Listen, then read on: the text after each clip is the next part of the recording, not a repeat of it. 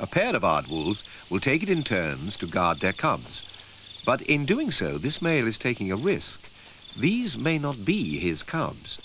Infidelity is common, and low-ranking males are likely to end up looking after babies which were fathered by a more dominant neighbor.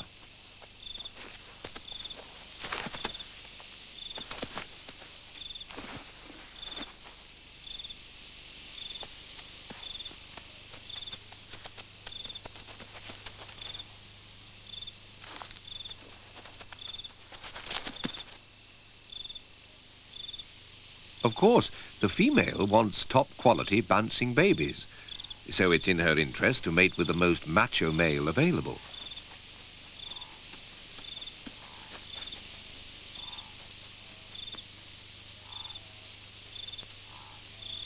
But why do the low-ranking males put up with it?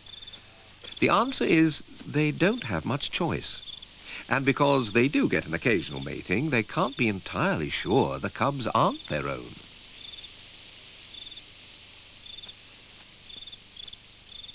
In many ways, it's a marriage of convenience. A carnivore's teeth tell the story of its life, and nowhere is that more apparent than in the jaws of the aardwolf. 15 million years of specialization on termites has had its effect. All the back teeth are reduced to feeble pegs. But the canine fangs are large and effective. Even aardwolves need to fight their rivals.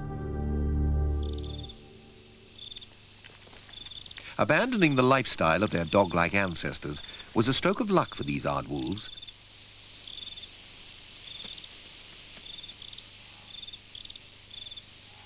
Nobody could have guessed that this oddball hyena would outlast the majority of its kind.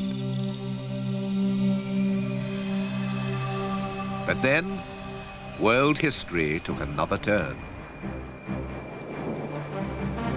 The age of the mega herbivores dawned. They were huge grazing creatures, almost unassailable. But sooner or later, the mighty saber-tooths of the time found a way to bring them down.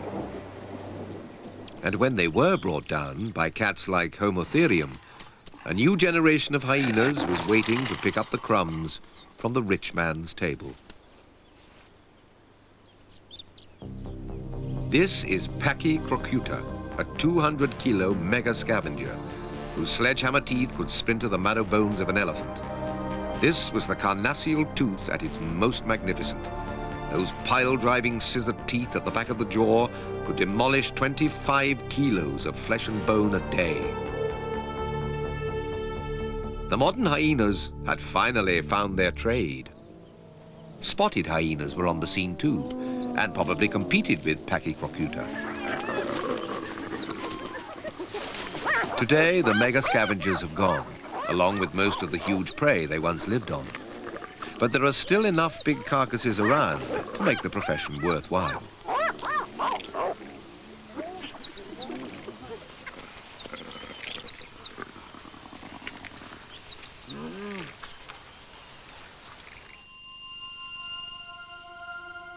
Two species which have survived to the present day live in arid deserts where scraps are hard to find.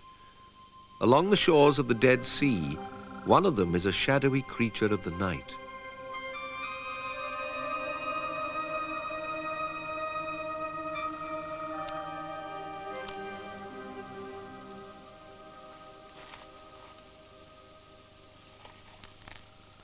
This striped hyena meanders alone in search of titbits.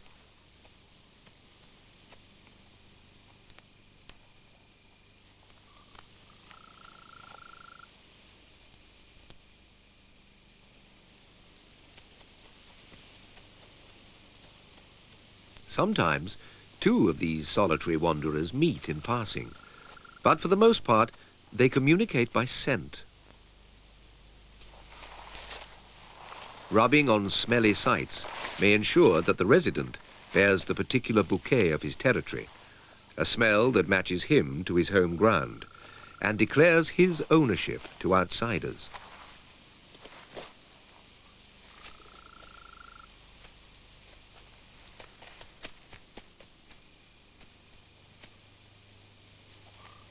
All four modern hyenas have amazing anal pouches, which they can turn inside out to smear scented paste, leaving perfumed messages for the next hyena to read.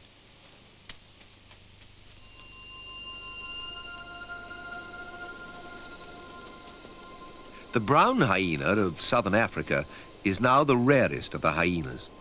It also travels alone. Foraging in its vast territory, it can cover distances of up to 30 miles a night. Territories may be shared by as many as 6 adults, but they also keep in touch by scent signals. Its anal pouch is especially elaborate, producing two-tone paste, a black and a white smear, each signaling a different message.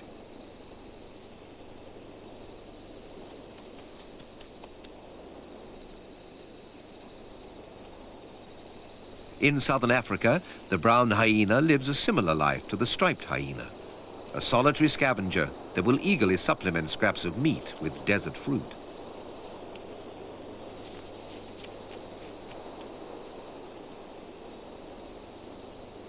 But where there are carcasses, the brown hyena relies on its heirlooms, the bone-crushing teeth of its trade.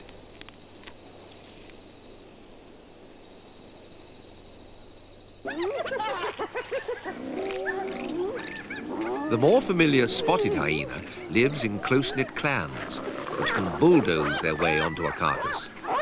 While this scrum may look like social chaos, there is a strict hierarchy, and females reign supreme. With their fiercely acidic stomachs, each hyena can bolt down several kilos of flesh, bone and hide in a matter of minutes.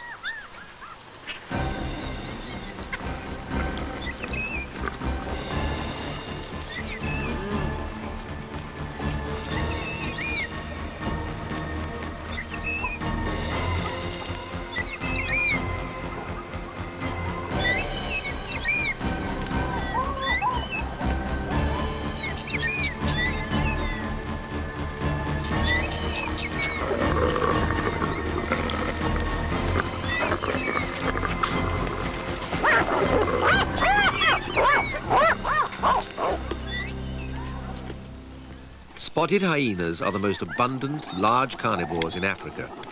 Their massive teeth enabled them almost literally to get blood out of a stone.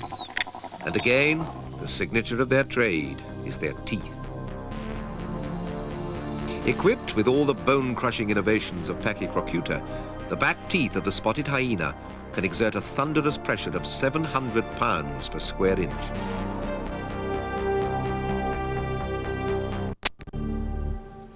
But the spotted hyena's trump card is in its strength of numbers. Using sheer intimidation, they can push other predators off a kill.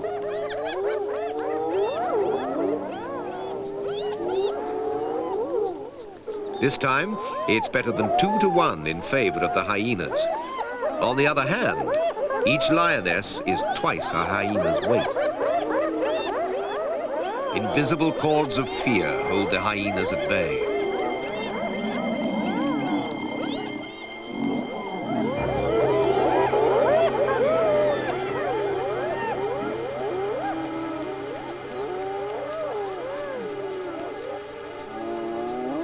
In the Serengeti, lions steal from hyenas as often as hyenas steal from lions.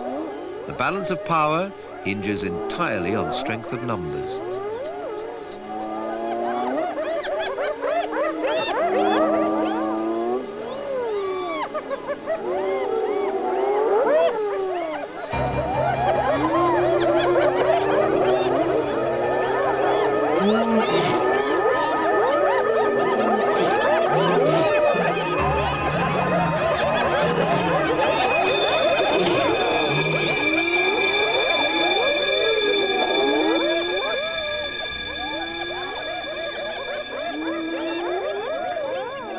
But why do hyenas harass the lioness so? Perhaps they wanted to learn the lesson the hard way, so she'll treat them with greater respect on their next encounter.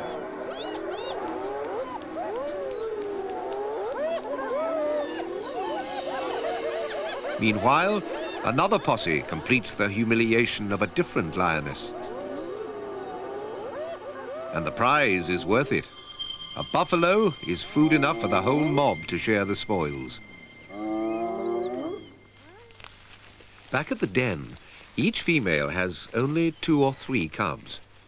Foraging takes mothers away from home so much that they probably couldn't produce enough milk to quench the thirst of larger litters.